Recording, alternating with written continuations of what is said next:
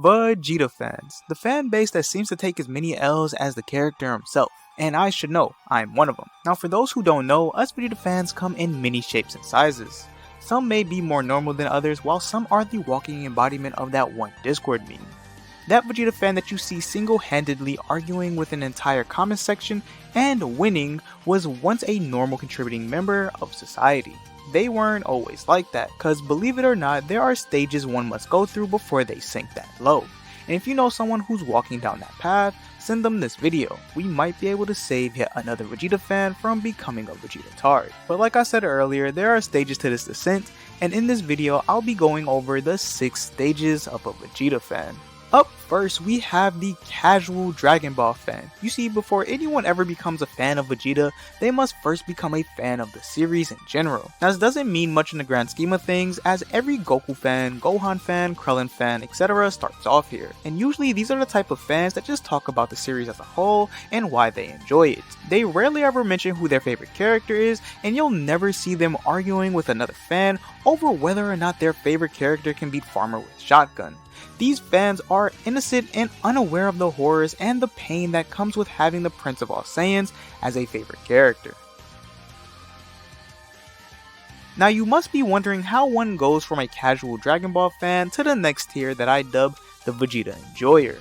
Well, it's quite simple. You see, the casual Dragon fan is susceptible to something that I like to call Veggie Time. The Veggie Time effect happens when Vegeta has one of his iconic moments, and as a result the person watching runs the chance of their fanboy chemicals activating and causing a notable change in their psychology. Unfortunately for the casual Dragon Ball fan, they are the most susceptible to this change.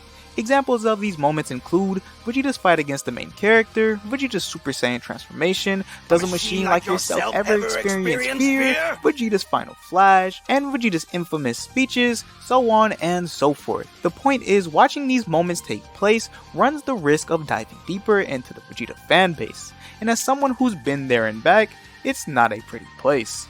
Now usually the Vegeta Enjoyer is just that, an enjoyer of the prince, meaning that they enjoy Vegeta for his cool moments and not really for Vegeta as a character. You usually see these guys commenting about how cool Vegeta is, saying things like Vegeta's final explosion was the best part of the Buu saga, or nothing beats that Vegeta Super Saiyan theme. Just like the previous stage, you don't see these guys arguing with others, as they don't really care about what other people have to say about their favorite character, and anything negative said about him will go from one ear and out the other. These guys and gals are in what we call the honeymoon phase, as they can only see the cool things Vegeta does, all whilst ignoring the glaring issues that I'll get into later. Ah yes, the Vegeta Enjoyer is quite a simple creature that has become quite rare these days, but they're still out there. Going from a Vegeta Enjoyer to a Vegeta fan is a pretty simple process, as the Vegeta Enjoyer already has one foot in the grave, even if they know it or not. The infamous Vegeta fans are a volatile bunch, and this can be seen with how they react to anything that mentions Goku being stronger than their favorite McDonald's endorsement. Anger, rage, incoherent rambling, unbrushed teeth everywhere, all of these are symptoms that can be seen when observing a Vegeta fan defending the prince's honor. For those who haven't walked this treacherous path, you must be confused about how this stage compared to the last could have spiraled so far away from normalcy. I have one word for you, my friends. It's called passion. Yes, passion is what drives these good men and women. You see, as the Vegeta Enjoyer watches more and more Dragon Ball, they'll start to enjoy Vegeta more for his character rather than his iconic moments. We all know that everyone loves the villain to hero trope, especially if it's done right. And one thing I have to give Vegeta is that he captures that trope pretty well, and even if he wanted it or not, through Vegeta becoming such a goated character, he unknowingly amassed an army of gremlins, otherwise known as the Vegeta fans. And the better Vegeta becomes as a character, the hotter the flames of passion will burn in the hearts of those fans. Now, the reason they're so quick to attack another fan over an opinion on the internet is simply because in their minds Vegeta is such a good character that anyone that has the audacity to bash his name is an enemy that clearly doesn't know how great the Prince of All Saiyans is, and they should be violently informed of his greatness. These fans are usually found in the comment section of Dragon Ball videos, arguing against Goku fans about who is better, and believe me, their battles go on for hours, even days at a time. A person at this stage is a menace in the Dragon Ball community, but they are a necessary evil to keep those Goku fans at bay. I mean, think about it. If the Goku fans weren't always drained from arguing with Vegeta fans 24/7, then imagine the type of havoc they could get up to in other anime communities. I mean, they're still out of control, but it'd still be much worse if these Vegeta fans weren't here to stop them. Stan, an overzealous or obsessive fan of a particular celebrity, or in this case, anime character. A Vegeta Stan, otherwise known as the Vegeta Fanboy, takes everything a Vegeta fan does and amplifies it by tens of times. Their passion for Vegeta is stronger, they're angrier, they're louder, they're smellier, and the thing that makes them stand out the most from the previous stage is that they're delusional. Yes, you heard me, the Vegeta Stan is a confused creature. You see, something happens once the Vegeta fan reaches this point. They acquire a new trait. And ironically, this trait is great to have anywhere else in life. This trait, emotion, way of thinking, whatever it's classified as, is called hope. Hope for a Vegeta fan is a detrimental trait to acquire, only because of how they use it. Now, if you made it this far, leave a like if you've ever heard this before.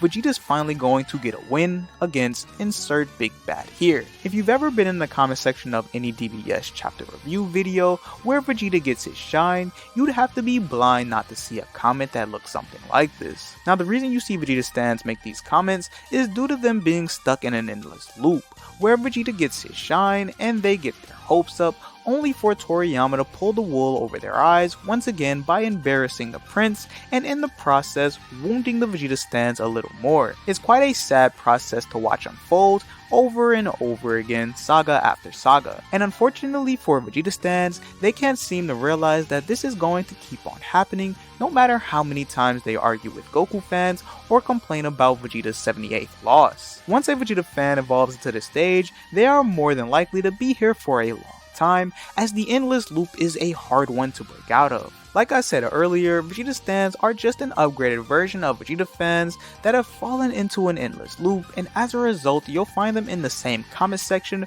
arguing with others about Vegeta. Only difference is that you'll notice that they'll be able to argue for much longer, and you'll see them preaching about why Vegeta is going to beat the main villain this time, or why he deserves a win, which to be fair he kinda does, but yeah. Now this next part isn't a life stage, but it is crucial to understand the differences between the last two tiers. You see, the Vegeta Stan life stage is one that isn't easily escaped due to the endless loop I had mentioned earlier. The more that the Vegeta Stans get their hopes up, the more that they get hurt, and usually this is where it ends for most, as they'll continue down this loop until the end of time. However, there are some that break away from that mold, and one of three things happens. The first being that they stop watching Dragon Ball or they no longer like Vegeta, be it for whatever reason, and as a result they slowly revert back into normal people, being able to contribute to society once again. But to be honest, they don't matter here. The other two outcomes result in the emergence of either the Vegetard or the seasoned vegetable. What's the difference, you ask? Well, they're polar opposites. The Vegetard is born once they realize that Vegeta will most likely never get a major win, no matter how much shine he gets or how much they cry about him losing. Because of that, they'll begin to hate the community as well as Toriyama, all because of how Vegeta has been treated. The seasoned vegetable, on the other hand, realizes the same thing. They too escape the endless loop and realize that Vegeta is most likely never going to get a major win. However, rather than being consumed by their hate, they instead learn to enjoy everything that Vegeta has to offer. From his iconic moments to his most brutal L's, the seasoned vegetables will have learned to enjoy them all, rather than getting upset at the prince's losses. Now with that being said, let's go in depth. With the Vegetard's introduction out of the way, the only two things left to explain is their difference compared to the previous stages in this journey and how they interact with the community. When it comes to the Vegetard, they are the worst of the Vegeta fans. Jaded, aggravated, highly volatile, and extremely toxic. Everything about the Vegeta fans and stans are taken to new levels never seen before. Besides this, what makes them different from the others is that they seemingly have a toxic relationship with Dragon Ball, or at least with Super.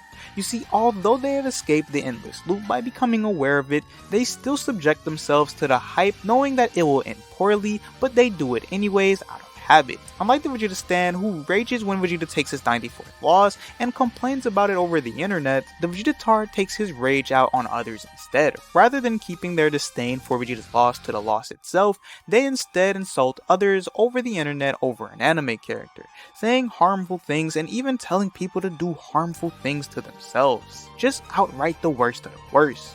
They can be seen commenting things like, "If Vegeta loses, I'll never watch Dragon Ball again," only for them to be back next month supporting their prince. Yes, this was the toxic relationship I was talking about. For the Vegetard, it seems as if they escaped one endless loop and fallen into another one that is far more toxic and ironically something that they've done to themselves. It's like going from one bad relationship to another only because you've become used to it and seek it out as it's something that you're comfortable with. Indeed, a sad way for the once innocent casual Dragon Ball fan to go out. The seasoned vegetable is the mirror of the Vegetard. They too have escaped the endless loop by becoming aware of it, and their approach to everything pertaining Vegeta is a bit twisted. What do I mean by that, you may ask? From the outside, the seasoned vegetable looks as if they're actually a Vegeta hater in the eyes of the Vegeta fans, stans, and tards, only because of how they interact with Vegeta fanbase. From a Vegeta fan, stan, and tard's perspective, due to the seasoned vegetable downplaying Vegeta and them not sharing in the hype that they do, the seasoned vegetable comes off as a Debbie Downer in the Vegeta fanbase. When the truth is, the seasoned vegetable is just being realistic. This is due to them not being susceptible to hype to the point where delusions set in. Instead, they temper their expectations due to the pain that they experience from their time being Vegeta stans. And as a result, they can be seen enjoying Vegeta's iconic moments just like every other fan, but unlike the previous stages mentioned, the seasoned vegetable can lightheartedly laugh at Vegeta's losses and walk away from it unscathed. You usually won't find many seasoned vegetables in the wild as they don't comment as much as they used to in their younger days.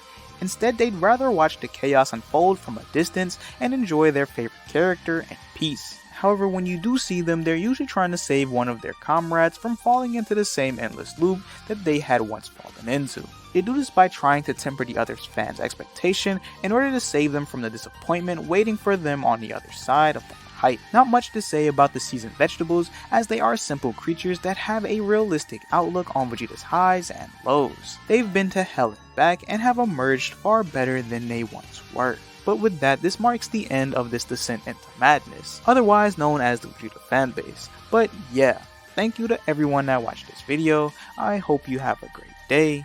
Peace, peace, deuce, deuce.